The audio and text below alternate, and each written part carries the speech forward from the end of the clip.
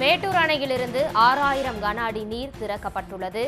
6000 கன அடி நீர் திறக்கப்பட வேண்டும் என ஏற்கனவே அறிவிக்கப்பட்டிருந்த சூழ்நிலையில் தற்போது 6000 கன அடி நீர் திறக்கப்பட்டுள்ளது. விவசாய பாசனத்திற்காக மேட்டூர் அணையிலிருந்து 6000 கன அடி நீர் திறக்கப்பட்டுள்ளது.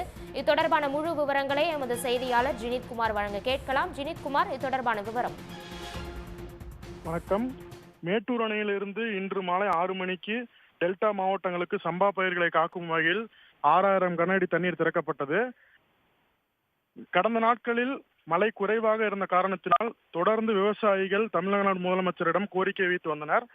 இதனால் தமிழ்நாடு முதலமைச்சர் அவர்கள் 30 குழுக்களை பிரித்து எந்தெந்த கிராமங்களுக்கு எந்தெந்த விவசாயிகளுக்கு தண்ணி வேண்டும் என்று ஆராய்ச்சி செய்ய சொன்னார். அதில் சுமார் 22,774 ஏக்கர் பாசனத்திற்காக நீர் தேவைப்படும் என்ற தகவல் வெளியானது.